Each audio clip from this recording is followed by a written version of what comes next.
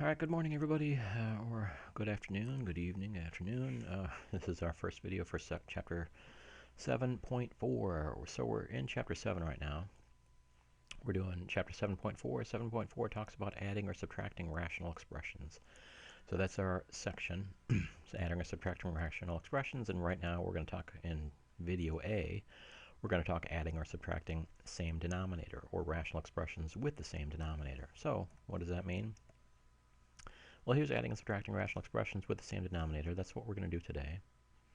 Right there. In order to add and subtract rational expressions, just like fractions, because rational expressions are essentially like fractions, we've got a lot of parallels with fractions. Rational expressions, all they deal with is polynomials instead of numbers, or in addition to numbers, I suppose. So in order to add or subtract those rational expressions, including fractions with numbers, the denominators must be the same. So we're going to take a look at this example right now, just the denominators being the same, and what do we do with them. If they're not the same, we'll take a look at that in the next video.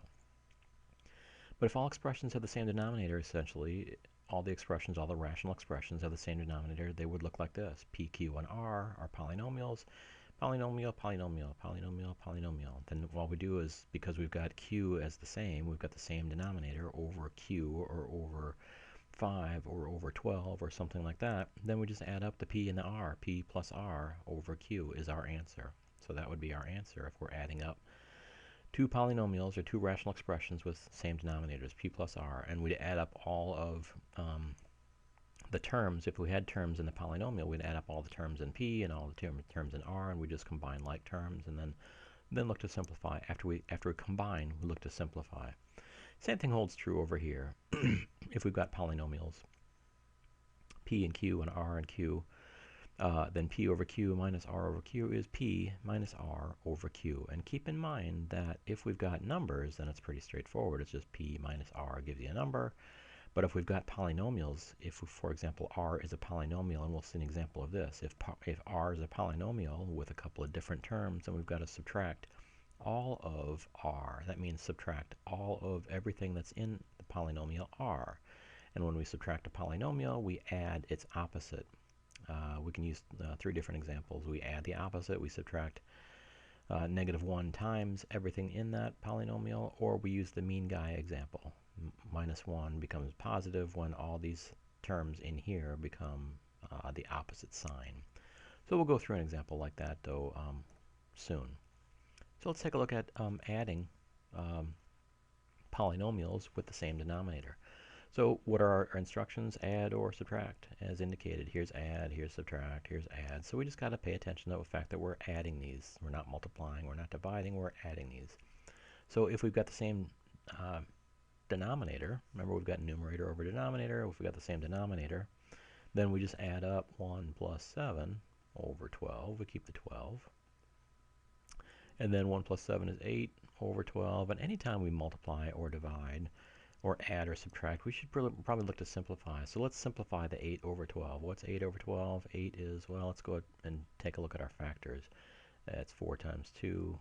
12 is 4 times 3. And factors simplify. Factors can cancel out. Factors multiply together. 4 is a factor, 2 is a factor. 4 divided by 4 is 1, and that is equal to 2 over 3, and that's our answer. So there's our answer. Pretty straightforward, right? All right, well, let's take a look at the next example. Hang on a second. Sometimes this thing gets goofy. Let's take a look at the next example. Example B. We'll make it green. Sorry. If I'm subtracting, I check first of all that I've got the same denominator. 5p and 5p. All right, well, it is the same denominator, so then I can just add up or subtract according to what's indicated. The numerator. So 2 minus 7, this is 2 minus 7 over 5p. And then we look to maybe, we combine like terms. 2 minus 7 is -5 over 5p. And we look to say, well, this is -1 times 5 over 5 times p. And the 5's cancel out, and we have an answer of -1 over p. And that's what we're looking for. When we've got like terms, when we've got the same denominator, we can just add up those like terms, or add up the terms in the top. Let's take a look at this one. This is, again, pretty straightforward, but let's take a look at, I'm going to make this one blue, sorry. This one is equal to 2 plus 7d, and this one's going to have a little bit of funkiness to it, so I'm going to ask a question. 2 plus 7d over 3d plus 5. The denominator stays the same, just like up here, 12ths stays the same. 5p's stays the same as in our denominator in our answer. And in our answer here, the 3d minus 5 stays the same.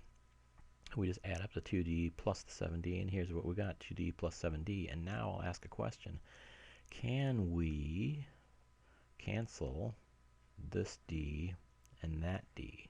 Because it looks like there's a d here and there's a d there. I should be able to cancel them. Is that correct or not? It is actually not correct, because remember, if we combine the things, if we combine this fraction and that fraction, after we combine them, we should look to simplify.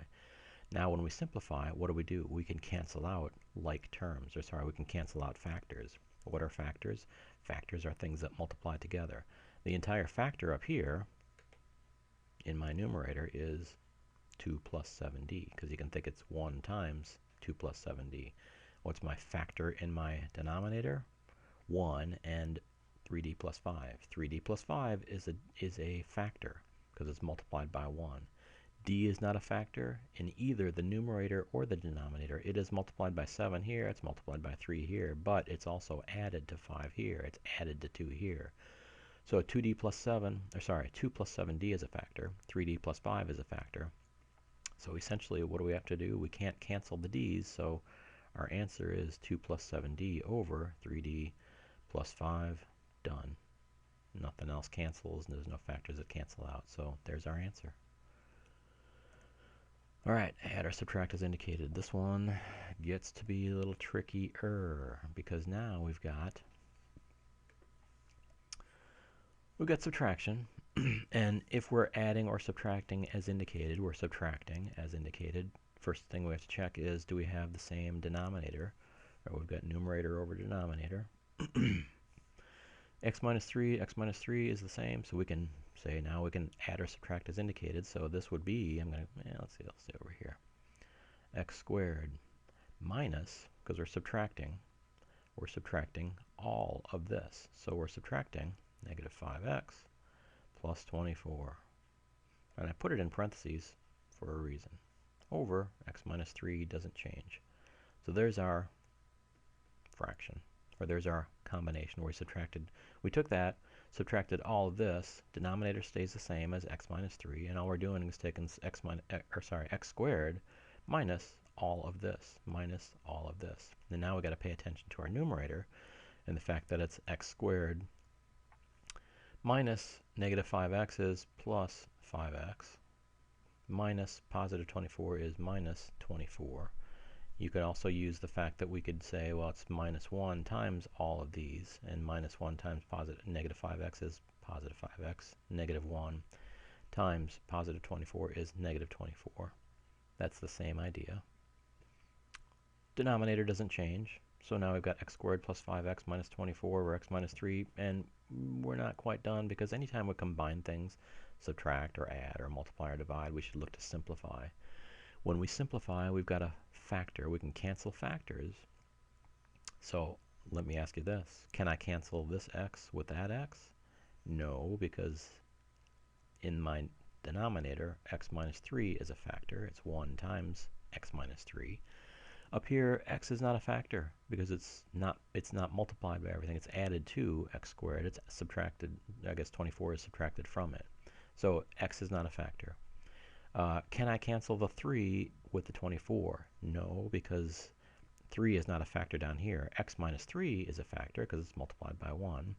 24 is not a factor because it's subtracted from 5x. So 24 is not a factor, it does not cancel with 3. X is not a factor, it does not cancel with x down here. So now we have to factor our numerator, though.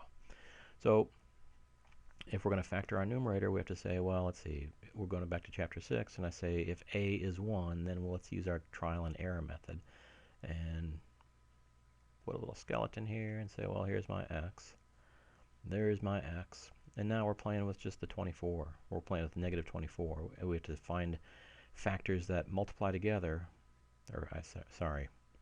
this part over here that multiply together to give me 24 and add up to positive 5 because a is 1. So let's start with maybe 8 and 5, or sorry, 8 and 3. 8 and 3 multiply together to get me 24. 8 and 3 multiply together to get me 24. One has to be negative, one has to be positive. It's positive 8 and negative 3, because if we do the first terms, x times x gives me x squared. 8 times negative 3, positive 8 times negative 3 gives me negative 24. And now we worry about the inside and outside terms adding up. Plus 8x plus a negative 3x gives me positive 5x, and that's a correct factorization. So let's go back to our blue, and we'll say now it's over x minus 3, or 1 times x minus 3. And now we can look to simplify, because we can simplify by canceling factors. What are the factors? X minus 3 is a factor because it's multiplied by x plus 8. X minus 3 in the denominator is a factor because it's multiplied by 1. We can say now that x minus 3 divided by x minus 3 is 1, or x minus 3 divided by x minus 3 is 1. Cancels out. And our answer is x plus 8. And there's our answer. So add or subtract is indicated. It's pretty straightforward doing this, but now we've got to simplify from here. Simplify here by subtracting the entire polynomial. We added plus 5x, we subtracted 24, and then we factored out our numerator to get what's in red, and then we canceled out our factors to get x plus 8, and there's our answer.